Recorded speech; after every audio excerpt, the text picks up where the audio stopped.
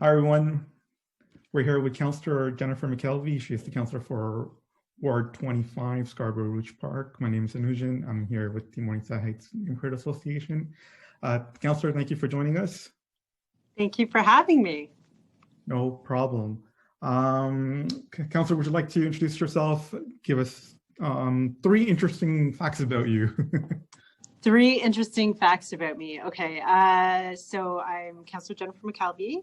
I have lived in Scarborough for almost my entire life.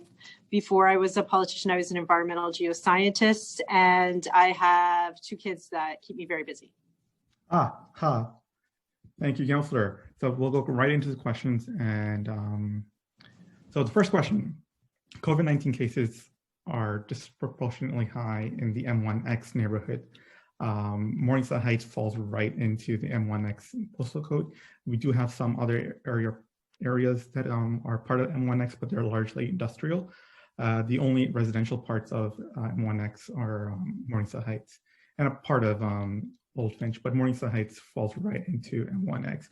What measures in the City of Toronto is the City of Toronto taking to mitigate community spread in this region of Scarborough? Well, thank you for the very important question and very timely given the COVID-19 pandemic. The city is currently displaying all data related to neighborhoods on their website, which is www.toronto.ca/COVID-19. And so this has all the data on the outbreak, but it also has all the resources that are there. So I just wanted to start with that right at the beginning so that anybody that wants to dig deeper into what I have to say here can find that resource.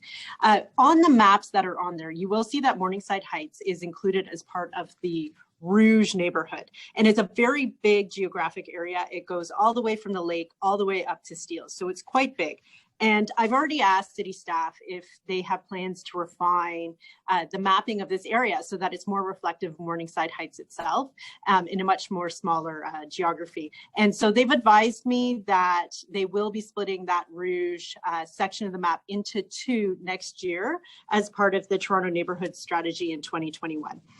So if we look at the data that there is right now for Morningside Heights, again, within that bigger Rouge area, we see that specifically right now, about 77% of cases in the last 3 weeks are sporadic, meaning not outbreak. So that's that smaller spread to spread as opposed to a big outbreak setting like you have in long-term care. And that really makes sense given that you don't have long-term care homes in the Rouge area. And so we do see that also that there tends to be a higher proportion of cases in the 20 to 29 year age range in that area as opposed to the entire city overall. So the city is just starting to collect socioeconomic data associated with the cases and start to interpret it. And so it's very much still a work in progress. And so I can give you the update on where we're going, but we'll need to have this conversation keep going on what specifically is coming to your neighborhood because it's just starting to unfold. So right now, Toronto Public Health is using the data to allocate resources. And they have announced just last week that there will be enhanced equity measures by the City of Toronto. And this is going to include partnering with trusted community partners like the Scarborough Hospital, improving access to COVID-19 testing, and providing critical supports to individuals and their families. For example, services to help people with isolation, for example. So one of the things the city's looking at that we have to look at that might be very useful for Morningside Heights area is that we're looking at providing buses for mobile testing. And so given that you have a lack of services out there, a bus would be a really good way to have that sort of testing in the Morningside Heights area. So we're still a work in progress. I'll report back to you on that, but also enhancing the ability for transportation to testing sites. So some good news. It was just announced, I think today or yesterday, that the University of Toronto Scarborough campus, starting on December 1st, will have a testing center. So that's one that will be the closest to the Morningside Heights area. And so we need to keep continuing to do our part. Like everybody in Morningside Heights is doing a great job, staying at home, washing your hands, physical distancing, and we're hoping to have some enhanced testing for you as well, rolling out very, very soon. Thank you, Councillor. We're looking forward to all these new measures. The next question is, members of the community have expressed concern about neighborhood safety. How will the city work to ensure security in Morningside Heights? Well, firstly, I just have to give a big thank you to the Morningside Heights community, because you are very active at pointing out safety concerns, which is really great. So there's a wonderful engagement with residents there, and you really do embrace the whole motto, if you see something, say something. And so I just want to thank all of you that do report concerns to our community. Reporting is really important because it's how the Toronto Police Services allocates their resources. So for example, I know sometimes people say their car was broken into and they just took the change. And so they don't call in because they say, well, police aren't going to do anything. But it's really important that you do, because that's data, and that data is used to allocate resources. So we do need everybody to report to the either to the non-emergency police line or on the website. But specifically, what kind of initiatives are there underway up in Morningside Heights? So Toronto Police Services has the neighborhood policing officers, so they are wonderful. There are 4 that are specifically geared to the community, and so I'm happy to connect you with them as needed going forward. And there's also something very interesting, which is the FOCUS table. So FOCUS stands for Furthering Our Community by Uniting Services. And so this is a program that's run jointly between the City of Toronto, the community, and Toronto Police. And it's a table where resources come together on those 3 fronts to identify youth in particular that are at risk of criminal behavior and try to find supports to help them. So by working with multiple agencies, we're able to use the skills and resources of everybody at the table. And the program is very well run by Topeka, and I am happy to connect anyone that ever wants to speak to her about that program going forward. But I think it's a really innovative model that seems to be working very well. And if you ever want access to any of these resources, please let me know. And then the last thing I want to point out is that we have the Community Police Liaison Committee. And this is a committee of community volunteers and police staff that meet at 43 Division, obviously virtually right now. And this is open to the public. The public can attend at any time, or if the online meetings can listen in. And it's a great way to share community concerns and hear directly back from the Toronto Police about what they're doing for your neighborhood. So I'm happy to connect you with any of those resources going forward, but I really want to thank the residents of Morningside Heights again, because you really do embrace knowing that safety is something for everybody has a role in, and you take your part seriously, and the city has to take theirs just as seriously. Thank you, Councillor.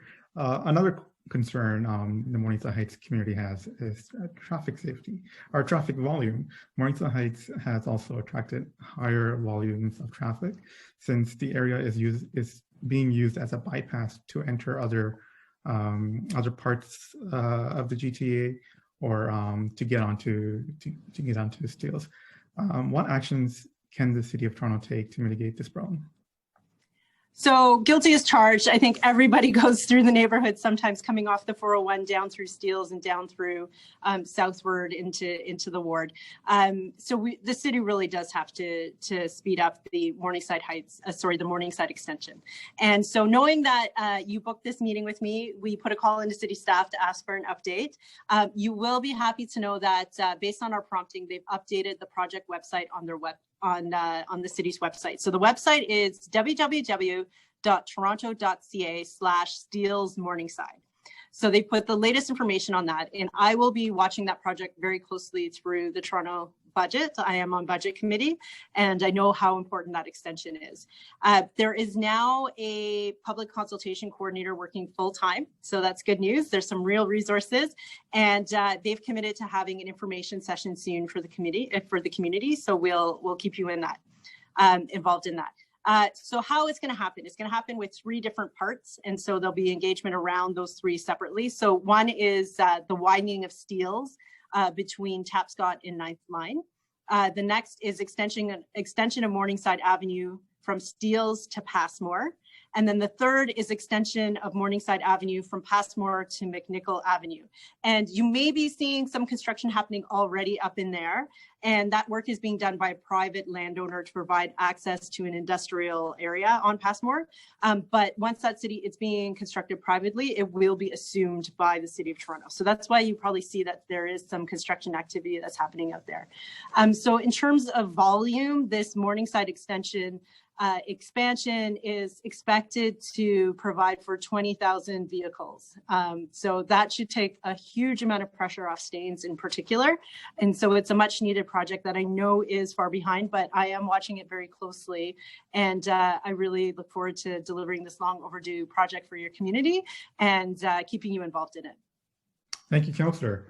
Our next question is, Scarborough-Rouge Park is home to the beautiful Rouge National Urban Park, which has been distributed by commercial development over time. However, Scarborough is typically considered an underserved neighborhood.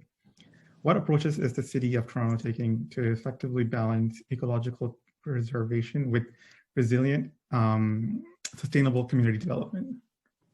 Well, the Rouge National Urban Park is a huge gem for our community. I'm very jealous that I don't live in Morningside Heights. I live south of you.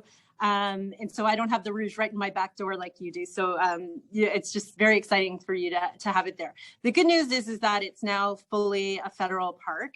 And that means that we're going to have some secure funding for it that we've been really lacking in the past. The federal government is committed to building the visitor center, for example. I know that as it was going through the transition, the trails weren't as well maintained as they could be. So hopefully we'll start to see a real pickup in the investment in Rouge Park now that it's under their jurisdiction. So instead of speaking specifically to Rouge Park, I just wanted to kind of give you the lay of the land of what the city is doing more broadly, because it does have connections to the Rouge as well. So the city has launched the ravine strategy, and the Rouge is one of Toronto's very important ravine systems. And so something that's interesting is that across the city, we have these beautiful ravines like the Rouge, Highland Creek, that are these north-south running corridors. And what the ravine strategy is looking at is how can we invest in them in a better way? So there's the investment that's needed for invasive species, litter cleanup, erosion protection, but there's also the ability to connect them with some west-east corridors so you can travel from one ravine system to the other. So within the Rouge itself, one of those projects is the Meadowway, which is a 16-kilometer trail that will connect from the Rouge Park all the way down into the Don Valley. And so that's something that your community will be able to just kind of go down a little bit south and pop over the Meadowway and transect like all of Scarborough, which is very, very exciting. So the ravines, and that includes Rouge Park. If you look at what they contribute to the city annually, and you put a dollar value on it. So that is the function, that ecological function of filtering groundwater, protecting us from flooding, providing recreational opportunities. If you look at those resources, and that includes the Rouge, and put a dollar value on it, it's $822 million annually. So that is the amount of money we would have to spend if we didn't have these systems. So we really do recognize just how important it is to protect them.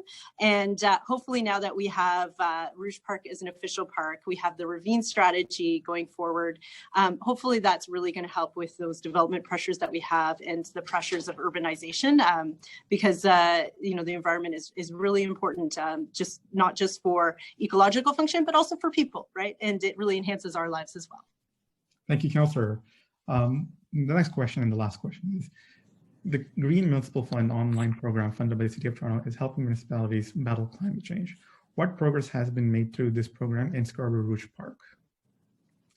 So thank you for the question. I was just appointed to the Green Municipal Fund a few months ago, which is really exciting. So it's a federal board that's across Canada.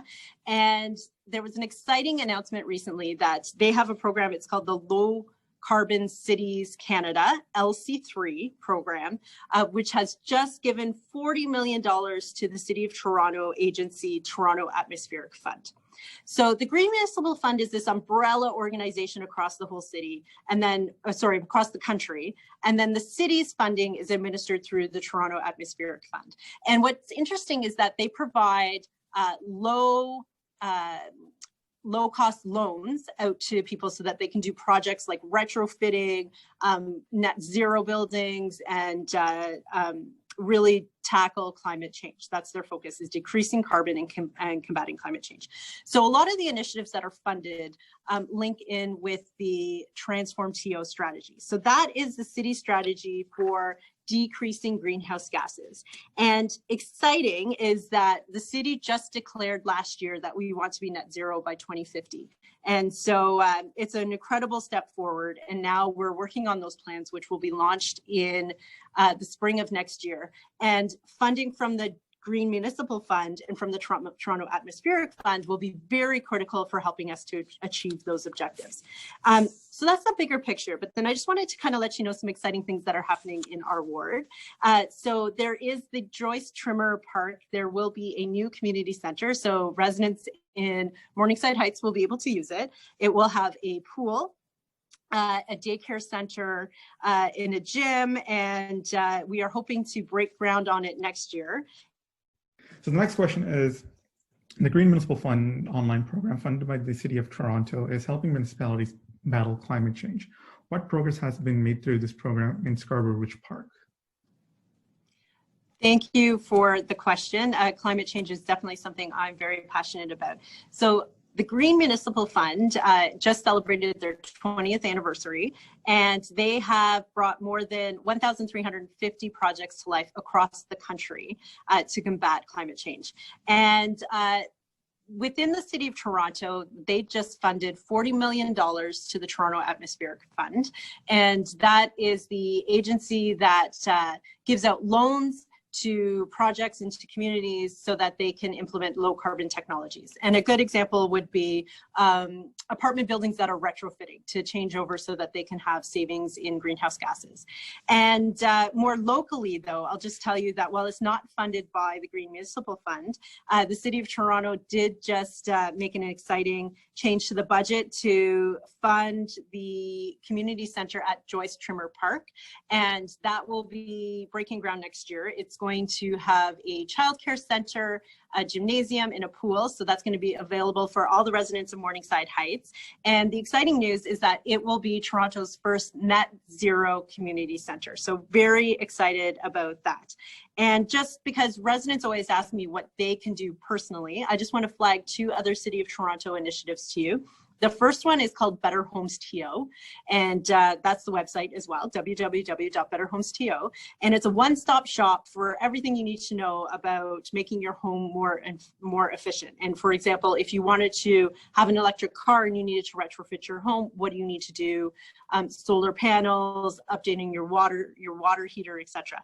So do check out that resource because it's very helpful to walk you through what those technologies are and what you need to know in advance of trying to implement any of them. And the other one is Waste Wizard, so www.toronto.ca/Waste Wizard. And that helps because we get lots of calls into our office about what is this recyclable, or where does this go, or what box does this go into? And so that's a great resource and website for you as well. So between the Green Municipal Fund, the Toronto Atmospheric Fund, the City of Toronto, and all of the residents out there that are doing their part, I'm very excited about our low carbon future. Thank you, Councillor. Appreciate your time. Thank you so much for joining us today. Do you have any last concluding comments for our residents in Morningside Heights? Well, firstly, I just want to thank you and Eugene for the invitation to be here. And I really want to congratulate the Morningside Heights neighborhood on the real revamp I've seen in your association, and just your social media has really just ramped up so well, and you're sharing such great information with the community and getting them involved. So I just want to end by thanking you specifically for all of your great work. Thank you, Councillor. Appreciate it. Thank you, everyone. Thank you.